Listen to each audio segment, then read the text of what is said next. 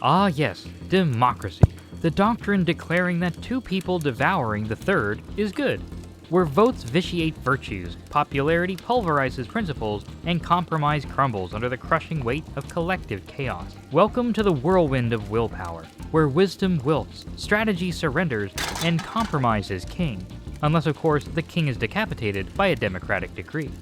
Today we're taking this harebrained scheme and subjecting some of our favorite players to the madness of mob rule, the chaos of collective choosing, the bedlam of ballots, the mayhem of the majority.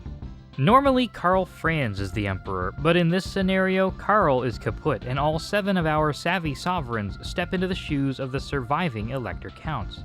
Every 10 turns, the players shall participate in political pageantry, selecting a sultan with 1 vote for every imperial province completely in their control, including the border castles and the single settlement provinces within. Emperors will then be able to enact one of several possible edicts, which will last until the next election. This will last for 50 turns, at which point each player will receive a score based on how many votes they received throughout the campaign. Join us on this exciting tale of diplomacy, intrigue, warfare, and industry.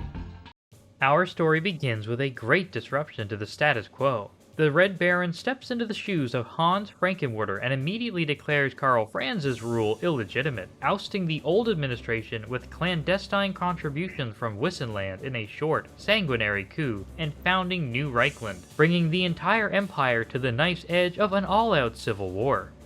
The other elector counts agree to tolerate the presence of the pretender only on the condition that New Reichland agrees to a regular democratic vote on who shall rule. Recognizing democracy as a very effective means of oppressing subjects, Hans quickly cements his legitimacy as an elector by accepting these terms, all while signing secret military pacts with Wissenland.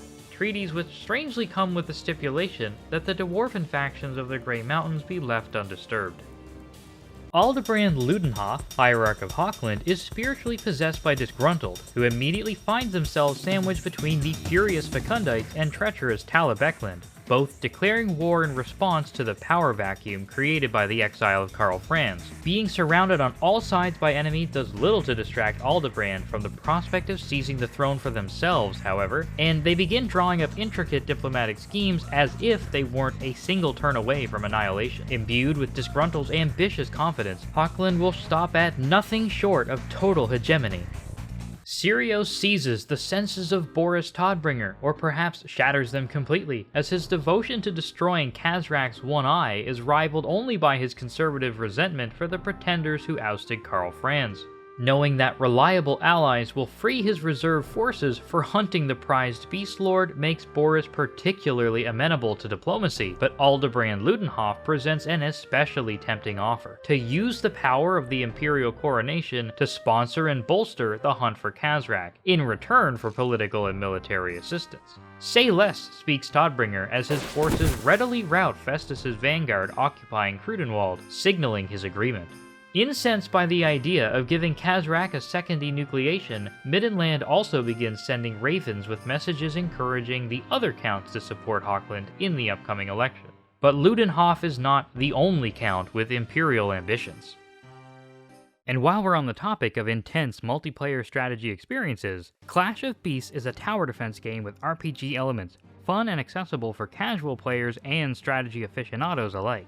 You can play for free on iOS, Android, and Google PC with a little Praximus bonus in the description.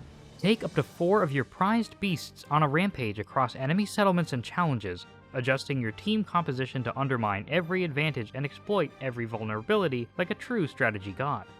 It's not enough to be tactical alone. Timing abilities skillfully is required to overcome dangerous defenses waiting at every conquest, like spinning blades and exploding barrels. Clash of Beasts features more than 40 unique collectible beasts, from ancient dragons to fearsome demons. Beasts each have roles such as tank, mage, or warrior, and also affinities such as Gaia, Hala, Slurn, Theris, and Vorm, which counter one another and must be skillfully deployed to vanquish your foes. Customize your beasts in preparation to overcome any obstacle. Don't get too distracted by the allure of demolishing enemy cities with the power of your deific beasts.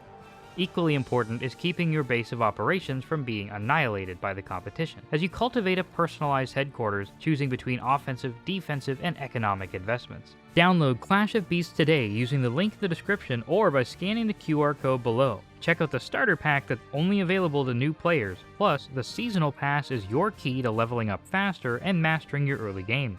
You can also redeem the gift code KOBOG2024 to receive a bunch of gems and scrolls, which will give you a strong start in Clash of Beasts. I look forward to seeing you all on the battlefield. Slenda becomes one with Alberic Hopt Anderson of Stirland, a central region within the Empire which somehow bestows upon him a sense of duty to protect his fellow Imperials from the dire threat posed by the vampire counts of Sylvania.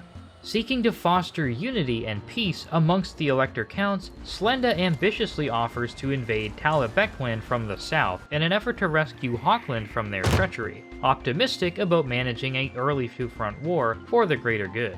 While the armies of Middenland and Hochland are busy dealing with Festus deep in the Middle Mountains, Hans Frankenwerder signs a secret pact with Aldebrand Ludenhof to split Talabecland into a demilitarized zone, keeping it as a central buffer between the various influential counts who might otherwise see it as an appealing launchpad to make a bid for regional supremacy. Stirland, meanwhile, knows nothing of this arrangement as they commit a large portion of their already stretched forces to the Talabecland theater.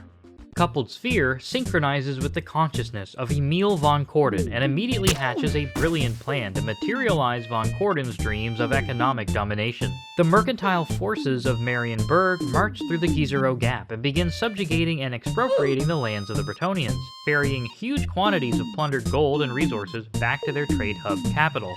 New Reichland also perceives a great opportunity to siphon strength back into their fledgling nation and collaborates with Marienburg to maximize the exploitation of Bretonnia, pulling a real Molotov-Ribbentrop on the inhabitants and becoming naturally close allies in the process.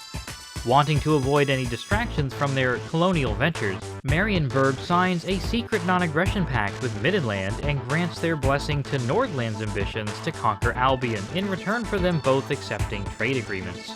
Theodoric Gausser feels the spirit of Queekbear Sonling assimilate his psyche as he rules over Nordland. Queek's natural Ratman energy transforms Theodoric in the process into a half-man, half-Skaven chimera, which does little to stop him from heroically proclaiming himself protector of the Empire and immediately declaring war on every Norscan faction, sailing out on longships to clear the icy sea of marauders whose sights would otherwise be set on innocent Imperial citizens. However, the Skaven impulses cannot be suppressed, and scheming soon takes precedence over the valorous defense of the North Coast. Theodoric thus negotiates a claim over Lorelorn Forest with Boris Todbringer, capturing Wrecker's Point as a sign of good faith, as Boris always appreciates a good greenskin culling. During negotiations with Hochland regarding the possibility of splitting Ostland's territory up amongst themselves, Theodoric suggests to Aldebrand that Nordland ought to rule next, and Aldebrand is quick to offer a rebuttal. Hochland, with Middenland's help, convinces Nordland to support Aldebrand's ascension in the upcoming term, and in return offers to hand Norden over without Nordland having to lift a finger to capture it, possibly providing an early glimpse into Hochland's expansionary inclinations. Feeling outgunned for the time being, Nordland begrudgingly delays their own political campaign in favor of their neighbors.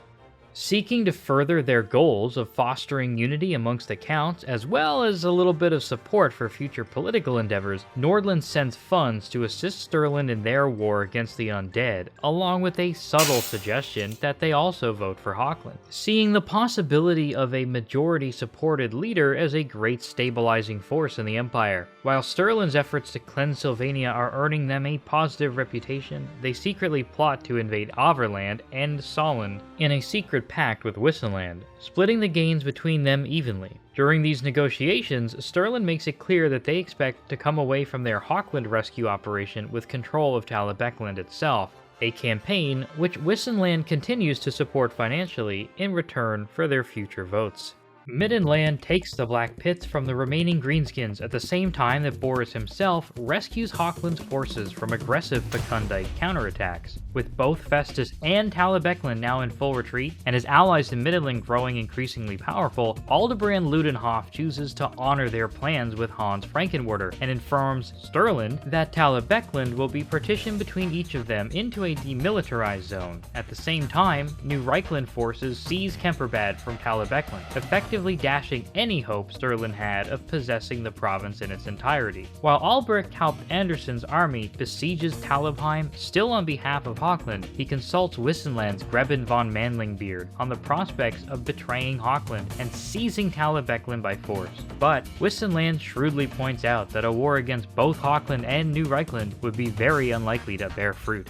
So who is this enigmatic ruler, so intimately involved in seemingly every mischievous machination? Bardin Gorikson has taken control of the Count of Wissenland, becoming the enigmatic Greben von Manlingbeard. Bardin's stocky and subterranean essence materializes two clever dwarf slayers who fit together inside a single human knight's armor and cooperatively orchestrate Wissenland's ascension. After seizing the means of Nuln's production, Manlingbeard sets about establishing tight relations with the nearby dwarves, expelling the invading eco-fascists, as well as slaying the beast lord Kazrak outright, who had been vacationing in the southern provinces. Perhaps more important still is that Manlingbeard uncovers his predecessor's secret laboratory, where powerful weapons of war are still in development. Until those weapons are ready for the field of battle, Wissenland will have to rely on its strategic and diplomatic savvy to seize Solon and open trade routes to the Southlands. Wissenland even draws up plans to capitalize on a likely future situation, where Stirland is occupied on two fronts due to the Vampire Counts by seizing control of Averland for themselves. Thanks to the agreement between New Reichland, Hochland, and Stirland begrudgingly, Talabecklin is partitioned completely, and the threat it initially posed to Hochland is completely removed. Just as the first election begins, the Brass Keep falls to the Middenland-Hochland cleaning coalition, leaving Aldebrand Ludenhof in an extremely superior position to how it was only 10 turns ago. Thus, it comes time for the first election, and each of the counts submit their ballot. Surprisingly, Hochland and Wissenland tie, and choose to enter into a co-emperorship for the duration of the first political cycle. Hochland uses their powers to tax the interior counts and redistributes the coins to those counts who are keeping the empire safe from external threats. There is some grumbling about the arbitrariness of who qualifies to receive the stolen money. Taxes. Wissenland uses their edict to secretly appoint New Reichland as a successor, providing them with additional votes in the next cycle. Convenience of private property. Bretonnians, in particular, face relentless persecution by New Reichland and Marienburg, who have seized the northern Grey Mountains, while Wissenland restored Karak Norn in the southern Grey Mountains. Sensing that his diet is about to become a great deal more aerated, Grom the Paunch offers the only real resistance they have faced so far, but falls short of halting their advances. Either out of forgetfulness or perhaps overconfidence, New Reichland forgoes their pact with Wissenland and helps Marienburg slaughter the dwarves of Karak Siflin in a brutal surprise assault, plundering their holds for every ounce of treasure within. When word reaches Greben von Manlingbeard of the genocide, he explodes into a bestial rage. There will be vengeance.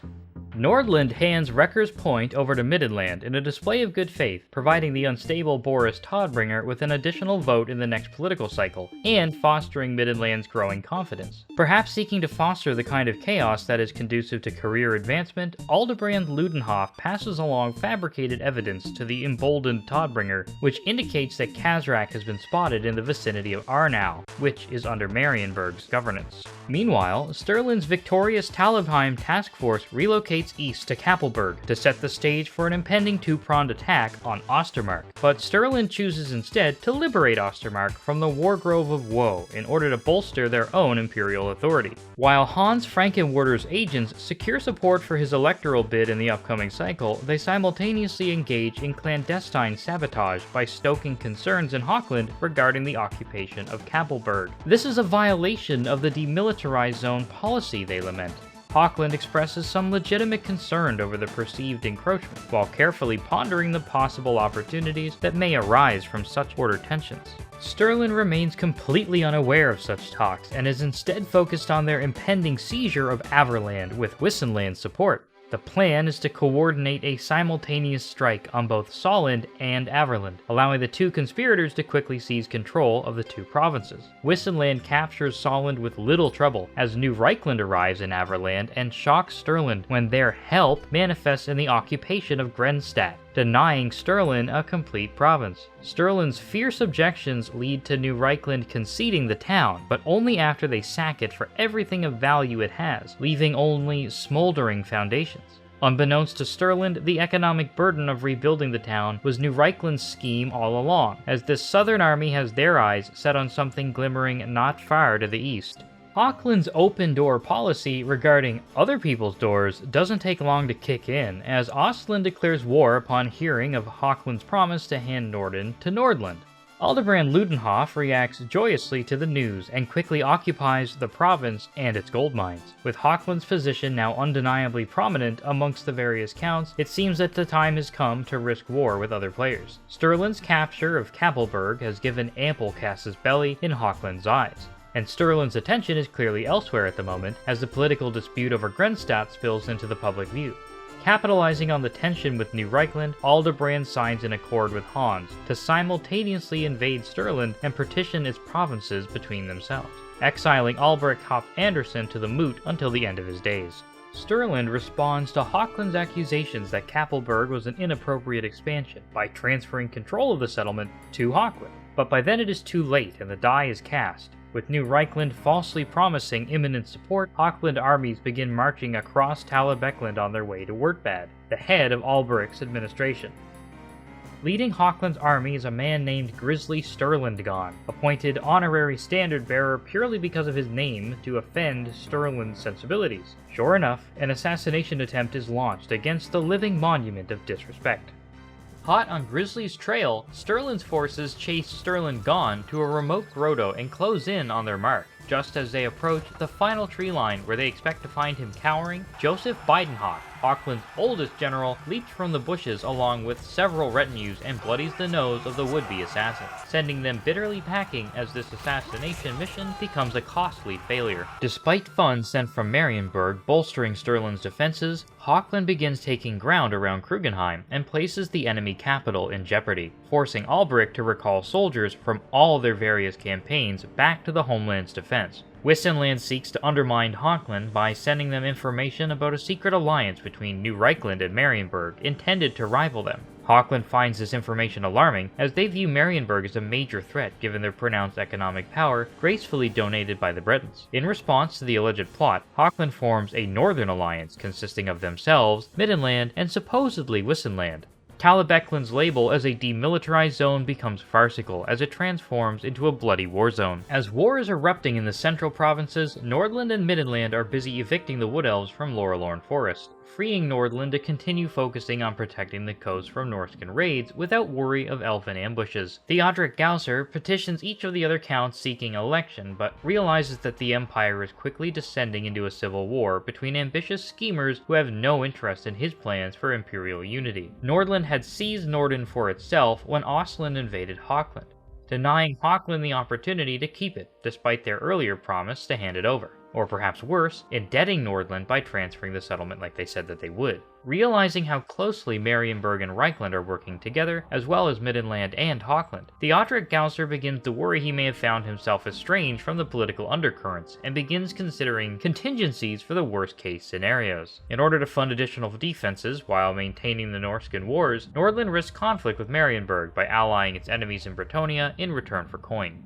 Nordland glares disapprovingly at Hochland and New Reichland's aggressions, deciding the time has come to take a stand and secretly undermine their ambitions. In order to maintain appearances, they agree to surrender Norden to Hochland every election so that Aldebrand can obtain Ostland's provincial vote. Theodoric is surprised when New Reichland emissaries ask him whether he has any information regarding a possible invasion of Marienburg by Middenland, to which he replies that they are completely unaware. Immediately after this conversation, Boris Todbringer emerges from the forests of the Misty Hills at the head of an army and seizes Arnau, demanding the residents tell him where Khazrak One-Eye is hiding. New Reichland immediately declares support for Marienburg and unsuccessfully petitions Nordland to do the same. Adding to the confusion, Middenland transfers control of Arnau to Nordland without any explanation, leaving Theodoric Gausser feeling very uncomfortable, as if he's being framed for being a conspirator when he was in fact not involved at all. Marienburg's forces cross the River Reich and seize Karlberg just in time for the second round of ballots to be shipped in. Observing how this is playing out, Manling Beard subtly pushes Khazrak's corpse under the rug with a satisfied grin. New Reichland's political network provides them with substantial victory in the elections, especially with the benefit of the bonus votes awarded by the previous emperor. Hans Frankenwerder uses his imperial edict to punish Middenland's treachery by declaring an embargo on them, forcing every other player to cancel trade agreements with them until the results of the next election. This does enough financial damage to discourage Middenland and their ally Hochland, who immediately halt their aggressive advances in order to more carefully consider their next moves. Emboldened by the embargo, Marienburg's merchant military marches menacingly over the River Reich and catches the bandit Boris Todbringer shaking a local farmer's livestock he suspected of colluding with Khazrak. Emil von Korden's surprise attack annihilated the Middenland army, but sustained heavy losses of their own in the process. However, Marienburg's coffers are more than capable of bringing up mercenaries to replace their losses. Sensing Damocles' sword above, Middenland signs a peace treaty ceding both Karlberg and the Misty Hills to Marienburg, and neutral Nordland quickly transfers Arnau back to Marienburg as well, not wanting anything to do with the conflict which just rapidly unfolded before them. Satisfied with the rapid justice that was achieved, New Reichland and Marienburg returned to exploiting Bretonnia, claiming Bordelot and Cologne respectively. Hot on the heels of dominating Middenland, they also begin planning a campaign to knock Hochland down a level as well. Convinced that Middenland and Hochland had reneged on earlier promises to vote for Nordland, Theodoric joins the scheming. Having received a swift kick in response to his war crimes, Boris sulks in the deepest chambers of Middenheim's citadel. Drawing on delusions, visions, and dreams, Boris decides that his purpose is to burn the Griffin Wood to the ground in search of his nemesis Khazrak. Unfortunately, not one single other count is willing to monetarily support this expedition, and he is left adrift. Seeing no alternatives, Boris decides that the only way to pull out of this strategic tailspin is to go all in on a short-term military gambit to make up for lost momentum. Miraculously, Nordland succumbs to their Skaven problem-solving skills and starts raiding Middenland to recuperate losses sustained from the Norskin campaigns, justifying this on the basis of the offense that resulted from, as far as they are concerned, Middenland framing them by handing them Arnau. Middenland is eager to launch a retaliatory strike to begin their military snowball effect,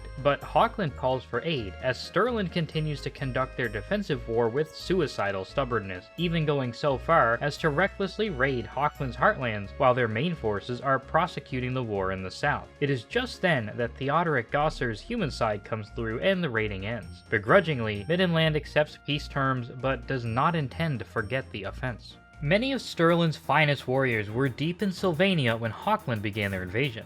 Alberic Topt Anderson knew that New Reichland had an army marching to Castle Drakenhof, and correctly surmised that they intended to capture it once Sturland had already paid the blood price for it. Even with Sturland's forces so desperately dispersed, the first Hochland army to reach Werkbad lacked the strength to penetrate its defenses. Reinforcements from both sides hurried to make the difference, but it was Hochland's army who arrived first and initiated the assault. Recognizing their final opportunity to take the city before enemy reinforcements arrive, Hochland charges the walls, enduring withering fire from towers and archers alike. Werkbad's garrison exacts a heavy toll as the enemy comes into range, but Hochland's warriors return fire even under the lethal hailstorm, suppressing the defenders. Once Hochland's first assault breaches the walls, Grizzly Sturlandgon and Joseph Beidenhock lead a second wave towards a separate assault point. The writing is soon on the walls, and the vastly outnumbered garrison assembles for a final gambit. The spirited garrison executes a stubborn defense, but flanking Hochlanders easily reach and destroy their archers and flanks. The last of the defenders is slain, but dies satisfied as the garrison of only 400 cost their enemies over 1,200 casualties, surely buying time for their comrades elsewhere. With Werkbad in the grubby hands of the enemy, Sturland commits to bloodying them as gravely as possible and sends any remaining forces north to Hochland and the Talabeclan Theater. Hochland has no chance of chasing all of the disparate and mobile Sturland raiders, and knows that there is only one chance to right the situation before they are hopelessly mired in the swamp of Sturland's bitter resistance. Luckily for them, they manage to discover the largest of the raiding groups and ensnare them in a brutal ambush, finally obtaining surrender from Sturland, who relocates their administration to northern Sylvania, which is now totally in their control. Hochland wastes little time licking wounds and immediately begins planning a war to expel the pretenders from the Empire and place a legitimate elector on the seat of Altdorf. As Sturland's forces had to halt at the Sylvanian finish line to adapt to Hochland's aggression, New Reichland's surreptitious southern army leaps from their camp hidden in the Sylvanian hinterlands and seizes Castle Drakenhof as their prize, embedding themselves deeply in Sylvania and seizing the riches of the capital's gold mines. Although Sturland is greatly perturbed by this development, they agree to hand over Eschen so that Hans may complete the southern province. In return, New Reichland will send forces to eliminate Draika immediately, who is threatening the wounded Sturland state in exile. New Reichland spends their time in Ostermark, composing a list of war crimes committed by Hochland with every intention of imminently declaring war upon them and cementing their own hegemony in the process. Meanwhile, Marienburg accomplishes a major milestone in its quest to dominate their western neighbors when Cologne falls to their forces. Marienburg and New Reichland both prepare for a surprise attack against Hochland, but nearby Wissenland notices their forces moving away from their own lands and considers the possibility that the surprise attack they end up with might not be the one they were expecting. The time for the third election arrives, and Boris Todbringer steps triumphantly forward before anyone else has the opportunity and launches into an incoherent speech about nobility, Kazrak, and federal healthcare plans covering beastmen-related blindness. He secures exactly 0% of the vote. Sturland instead becomes emperor, a result of pre-arranged vote trading, and appoints Nordland to be their successor, giving the only count yet to wrong them an advantage in the upcoming election.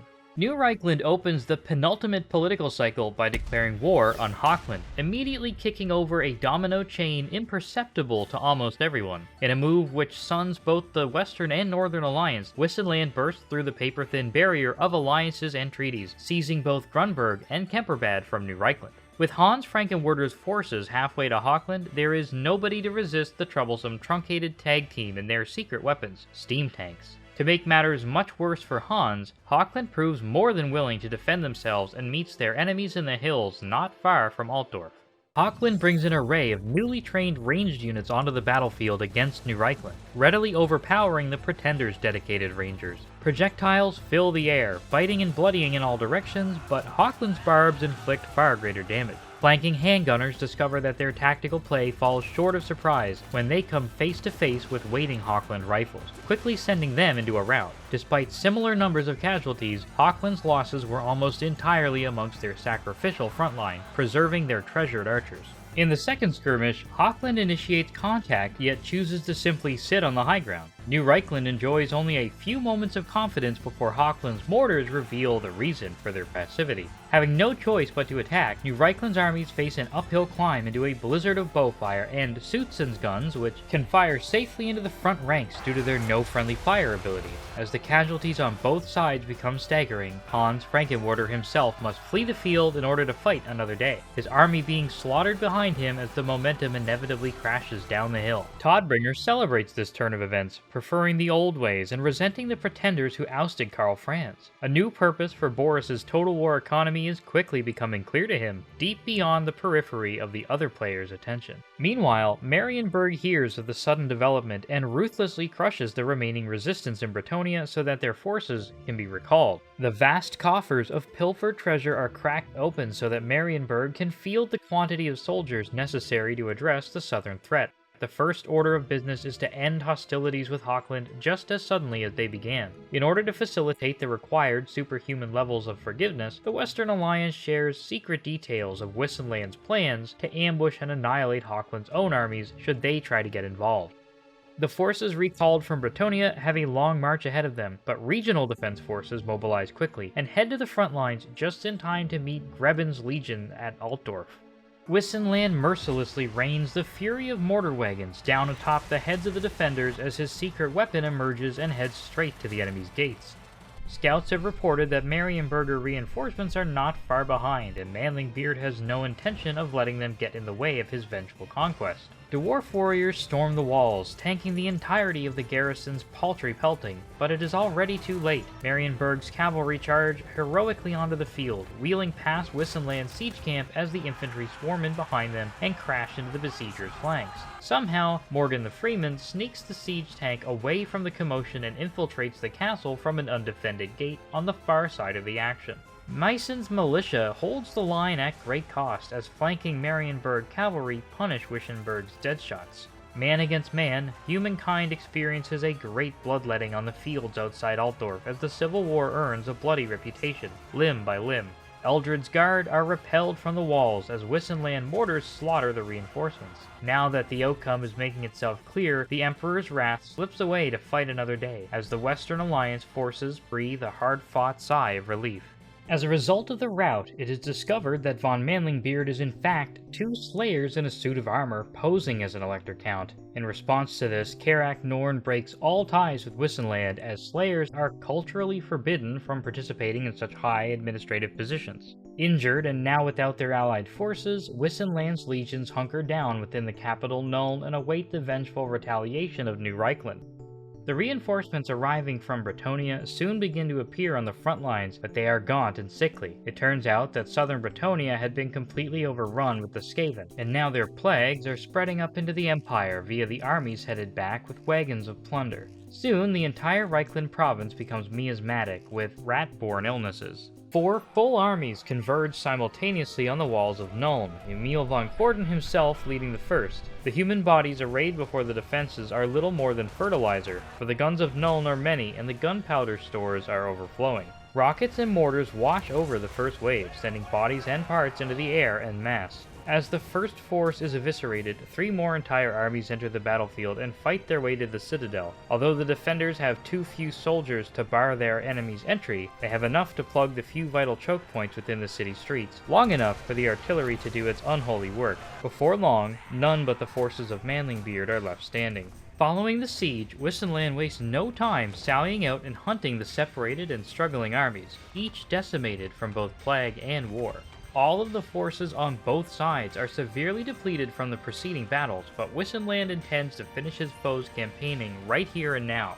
Joined by a second steam tank, Wissenland's army easily obliterates the first of the invading armies, and its corpses litter the field in mere minutes. Marienburg's remaining forces hobble over the hill and down toward the Wissenberg lines, and although the front lines of both forces are equally shattered, the guns of Nuln produce unprecedented punishment before the mercenaries have the chance to fight for their lives anyway. Recognizing the dire straits they now find themselves in, New Reichland begins negotiations with Sturland to have them join the war on their side. Deciding that now is the time to avenge their earlier transgressions, Middenland declares war on Nordland on the basis of recollecting the stolen gold during their brief raiding misadventure, knowing that nobody has the predilection to rescue them with so many more urgent matters ongoing. Unable to resist so many simultaneous threats, Nordland recalls all of their armies to attempt a consolidated defense. An attempt at evacuating Lorelorn Forest fails as Boris's belligerents barge in, broadly bestowing bountiful bruises. To make matters worse, Nordland's settlements fall victim to the same plagues that New Reichland carried back with them. Luckily for Nordland, Boris seems to be easily contented with the burning of Lorelorn and begins marching back home, so Theodoric follows him closely, hoping to find an opening for retaliation. Unfortunately for Theodoric, the entire situation was a ruse, and he is lured straight into an ambush which annihilates his entire army. Shortly after, Nordland accepts a peace agreement. As the Empire teetered on the brink of chaos, the second-to-last election brought an unexpected twist. Nordland emerged as the surprising frontrunner, claiming the majority of votes. Determined to reveal the deceit of Middenland and Hochland, Theodoric took a bold step. He published the results of the second election. To his astonishment, the registry confirmed that both regions had indeed voted for him, just as they had promised. This revelation shook Theodoric to his core, burdening him with guilt as he shamefully retreated from public view. Nordland's leaders, now disillusioned, withdrew to grapple with their miscalculations. Meanwhile, the Empire's stability continued to crumble, with the specter of internal strife and corruption looming ever larger. The bitter irony of Nordland's predicament underscored the growing disarray, leaving the fate of the Empire in even greater doubt. As the final election cycle begins, all hell breaks loose. Boris, driven by his relentless hunt for Khazrak rather than any allegiance, enters the fray and devastates Altdorf with a swift and brutal sneak attack. His actions transform Todbringer, who has directed every available resource of his province towards military might, into a formidable opponent. Seizing the opportunity created by the chaos, Todbringer quickly recaptures the Misty Hills and Karlberg. Not stopping there, Boris heads to Eilhart, determined to wreak havoc on Marienburg as retribution for past wrongs. There, he encounters several armies of the Western Alliance preparing to stop him. This clash marks a pivotal moment in the Civil War, with both sides' vanguards colliding on the battlefield in a relentless exchange of arrows and bullets. Boris Todbringer unleashes his fury upon Emil von Corden, delivering a savage beating that resonates across the din of battle. As reinforcements pour in on both fronts, the conflict escalates into a sprawling panorama of carnage, stretching as far as the eye can see.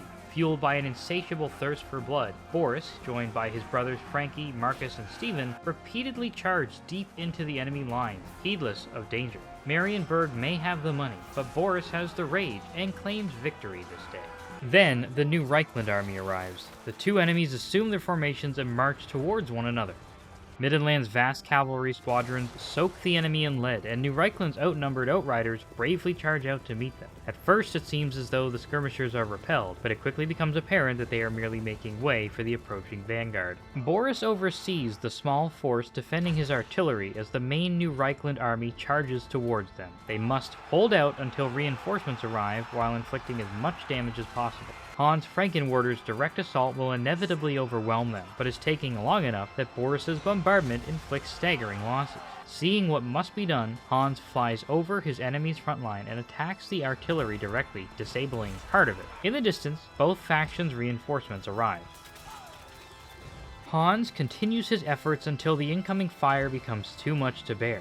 Despite having claimed the front line, Middenland's artillery remains intact and continues to scour the field of living New Reichlanders. The Todbringer clan fight is won as the full force of both armies collide, leaving a field of corpses and gunsmoke. New Reichland's own mortars join the fray as hundreds continue to fall, quickly receiving counter-battery fire by Boris's command. Eager to bring an end to the fighting, Boris and his brothers charge the enemy lines on their own and inflict enough damage to both body and morale that the New Reichlanders withdraw to fight another day. With enemy resistance purged from the countryside, Boris establishes his military headquarters at Eilhart, strategizing his imminent assault on Marienburg's capital, a strike that promises to secure victory as far as he is concerned. Little remains of the Reichland province following the invasions of Wissenland, Middenland, and the Skaven Plague. The survivors flee to New Reichland's holdings in Bretonnia and Sylvania, hoping to find reprieve. With Hans Frankenwerder's administrative capital relocated to Castle Drakenhof, where all of his enemies are now far away and out of mind, he immediately begins planning a surprise attack against Sturlin's holdings in northern Sylvania to seize as much political power for the final election as he can. The reorganized forces of New Reichland open a new front on Wissenland's southern borders, which prompts Manlingbeard to offer them peace in return for a permanent peace of the Reichland province, which is readily accepted since that province is now nothing but ash and bone. Sturlin makes a public announcement of support for New Reichland, surprising everybody and unknowingly avoiding New Reichland feeling the need to invade them. Nordland follows suit, and it quickly becomes apparent that New Reichland will likely ascend unless someone is able to deny them many of their voting bloc's votes. Aiming for a secure and stable position, Hochland surrenders Averheim and Talabecland in exchange for retaining Sturland, a deal with Albrecht-Haupt Anderson gladly accepts. Meanwhile, Middenland tries to persuade Nordland to join their cause with bribes, but fails. Nordland, reflecting on their dual mission to shield the Empire from northern threats and promote internal unity, decides that achieving just one of these objectives is sufficient. They formally declare support for New Reichland, believing that a broadly endorsed emperor is key to establishing an era of peace and stability. Unwilling to allow New Reichland to simply slip into a victory, Wissenland leaps from within their conquered territories and attempts to deprive his enemies of as many votes as possible. The final war starts with a brutal slaughter of a Sturland army which was just minding its own business. Sturland bravely takes an aggressive posture, and as soon as the battle begins, his vanguard opens fire on the enemy. Sturland's bravery yields a respectable quantity of damage, but once the mortar wagons open fire and the tanks reach the front line, the hopelessness of the situation becomes clear. A final volley of arrows claims its vengeance, and then the Sturland forces rout. A few humble spearmen stay behind to cover their comrades' retreat. After seizing Averheim, Wissenland swiftly turns its attention to the Moot, determined to expand its territory and disrupt enemy supply lines. The Moot, valued for being a single settlement which provides an entire vote, becomes a crucial target in Wissenland's aggressive campaign. The attack is swift and relentless, with Wissenland's forces overwhelming the defenders and laying waste to the peaceful halfling villages. Sturland's forces mount a determined effort to break through Wissenland's thin front lines, but they are met with overwhelming firepower. Despite their valiant attempts, the sheer might of Wissenland's artillery and disciplined troops proves insurmountable. As Wissenland presses forward, the countryside is engulfed in chaos and destruction, leaving Sturland struggling to regroup and respond to the devastating offensive. By capturing the Moot, Wissenland not only gains a valuable resource hub, but also sends a clear message of their intent to dominate and destabilize their rivals, further complicating the political landscape as the final war rages on. After seizing the moot, Wissenland presses its advantage by moving on to capture Fort Oberstyre, further tightening its grip on the region. Recognizing the strategic and electoral importance of the moot, New Reichland dispatches a contingent to capture and fortify the area, aiming to secure its valuable provincial vote. However, Wissenland, determined to maintain control and disrupt New Reichland's plans, launches a fierce counterattack. Though vastly outnumbered, Morgan the Freeman's 3 tanks and handful of soldiers intend to win. New Reichland's occupation forces have the high ground as well as significantly greater numbers, yet the attackers advance confidently. Desperately trying to discourage the battle from ever starting, Lord Helmut's mortars begin their bombardment to seemingly no effect. The high ground does nothing to slow Wissenland's steam tanks, who blast through the front lines and begin slaughtering the soldiers on the hilltop. While Wissenland's war-weary wagons and infantry are swiftly dispatched by the superior numbers of the defenders, the tanks continue their relentless assault. Even after Wissenland's heroes are eventually eliminated, Morgan and his tanks show no signs of slowing down. Reclaiming the high ground, the attackers force the defenders into a desperate struggle to retake the summit. Exhausted and overwhelmed, New Reichland's forces are eventually chased out of the moot in a very surprising victory for Wissenland, solidifying the extra vote. Finally, Middenland makes a bold move, risking everything on the siege of Marienburg in a last-ditch effort to determine the fate of the western half of the campaign. This audacious assault is driven by the need to break the stalemate and shift the balance of power decisively. The fortified city of Marienburg, with its wealth and strategic significance, becomes the ultimate prize. As Middenland's forces lay siege, the city's defenders prepare for a grueling and desperate battle. The outcome of this siege will not only decide control of Marienburg, but also shape the broader war, influencing alliances and determining whether Middenland can claim dominance in the west, or if their gamble will lead to their downfall. Middenland's siege of Marienburg's capital showcases their strategic brilliance and determination. Encircling the fortified city, they face a strong coalition of Marienburg and New Reichland defenders. Despite the city's formidable walls and strategic maritime position, Middenland meticulously plans their attack. Relentless artillery bombardments and cunning siege tactics gradually wear down the outer defenses, creating breaches in the walls. The defenders, despite their valiant efforts, struggle against the continuous pressure, as Middenland's superior logistics ensure a steady stream of reinforcements and resources. Ingenious use of siege towers and battering rams enables Middenland's troops to storm the breaches, turning the city streets into brutal battlegrounds. As the siege progresses, the coalition's defenses begin to falter. Key defensive positions fall and Middenland's forces pour into Marienburg's heart, cutting off remaining defenders from reinforcements. With their defenses shattered and morale devastated, the coalition capitulates. Middenland's successful siege marks a significant military triumph, reshaping the political landscape. The capture of Marienburg's capital solidifies Middenland's dominance in the west, delivering a decisive blow to their rivals and altering the course of the ongoing conflict. Here we are at the final election. New Reichland secures a narrow victory over Wissenland by a mere 2 votes thanks to their superior political maneuvering. Despite Wissenland's formidable military strength and their aggressive campaign, which saw them making a desperate and nearly successful dash for ultimate control, it was New Reichland's adept handling of alliances and strategic diplomacy that tipped the scales. In the end, they skillfully navigated the complex political landscape, securing critical endorsements and leveraging key alliances. This political acumen allowed them to outmaneuver Wissenland in the electoral arena, clinching the victory just as Wissenland's military might seemed poised to deliver a decisive blow. Here are the final numbers.